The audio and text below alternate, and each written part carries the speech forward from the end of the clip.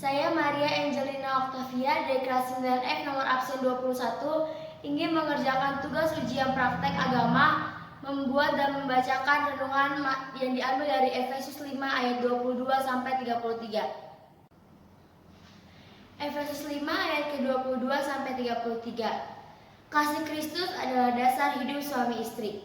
Ayat 22, hai istri, tunduklah kepada suamimu seperti kepada Tuhan.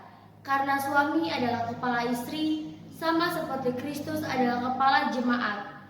Dialah yang menyelamatkan tubuh. Karena itu, sebagaimana jemaat tunduk kepada Kristus, demikian jugalah istri kepada suami dalam segala sesuatu.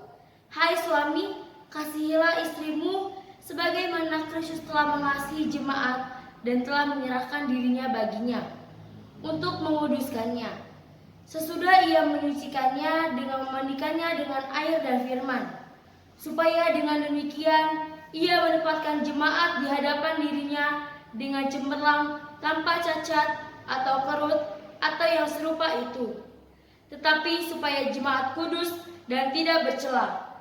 Demikian juga suami harus mengasihi istrinya sama seperti tubuhnya sendiri. Siapa yang mengasihi istrinya, mengasihi dirinya sendiri. Sebab tidak pernah orang membenci tubuhnya sendiri, tetapi mengasuhnya dan merawatinya, sama seperti Kristus terhadap jemaat. Karena kita adalah anggota tubuhnya. Sebab itu laki-laki akan meninggalkan ayahnya dan ibunya dan bersatu dengan istrinya, sehingga keduanya itu menjadi satu daging.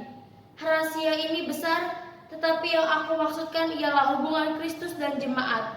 Bagaimanapun juga, bagi kamu masing-masing berlaku, kasihilah istrimu seperti dirimu sendiri, dan istri hendaklah menghormati suaminya. Demikianlah renungan. Jadi untuk hidup sebagai suami istri dalam rumah tangga, dasar yang paling utama adalah kasih Kristus. Kasih yang mau berkorban, kasih yang mau menderita, kasih yang tanpa pamrih, dan kasih yang kekal, kasih yang tidak pernah berubah. Ayat 22 dan 23, sehingga seorang istri bisa tunduk kepada suaminya seperti kepada Kristus. Semua karena kasih Kristus. Sehingga karena kasih Kristus, istri bisa melihat atau memandang suami sebagai kepala sama seperti Kristus adalah kepala jemaat. Terbukti kasih yang sudah menyelamatkan tubuhnya. Ayat 24, biarlah kita mengerti sebagai jemaat, kita harus tunduk kepada Kristus. Demikian juga seorang istri dalam kehidupan keluarga harus memiliki penundukan kepada suami dalam segala hal. Istri bisa tunduk kepada suami semua karena kasih Kristus. Ayat 25-28, sebagai kehidupan suami, karena kasih Kristus, suami harus mengasihi istrinya, sebagaimana Kristus mengasihi jemaat dengan menyerahkan dirinya. Kasih Kristus membawa kita hidup dalam kekudusan, kesucian, lewat kuasa baptisan air dan firman Tuhan. Sehingga lewat kasih pengorbanannya, menempatkan jemaat di hadapan Tuhan dengan cemerlang, tanpa cacat atau kerut atau yang serupa, tetapi jemaat kudus tanpa tidak bercela. Itulah dasar hidup sebagai suami, harus mengasihi istrinya sama seperti tubuhnya sendiri. Ayat 29 dan 30, seorang suami yang memiliki dasar kasih Kristus pasti mengerti bahwa istrinya merupakan tubuhnya sendiri, sehingga seorang suami tidak akan membenci tubuhnya, tetapi mengasuhnya, merawatnya seperti Kristus terhadap jemaat. Ingat, kita adalah sesama anggota tubuh Kristus. Jadi, kehidupan suami istri tidak boleh saling menyakiti.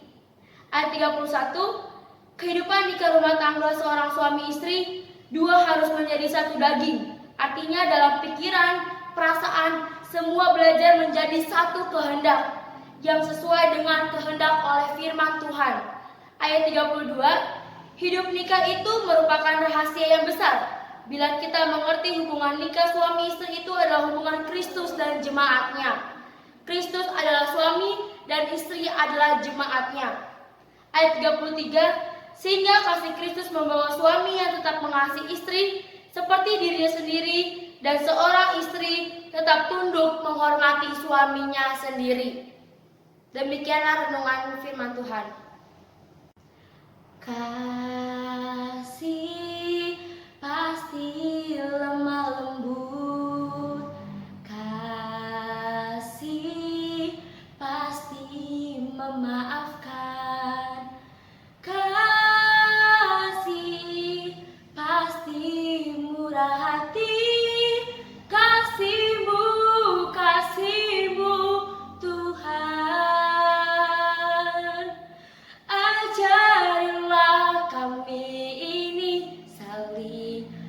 mengasihi.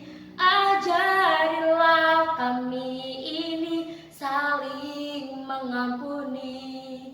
Ajarilah kami ini kasih-Mu ya Tuhan, kasih-Mu kudus tiada batasnya.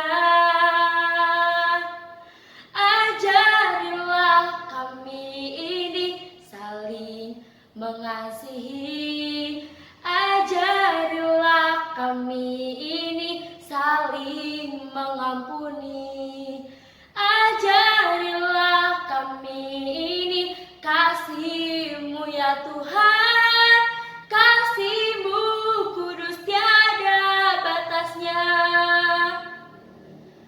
Kasih-Mu kudus tiada batasnya.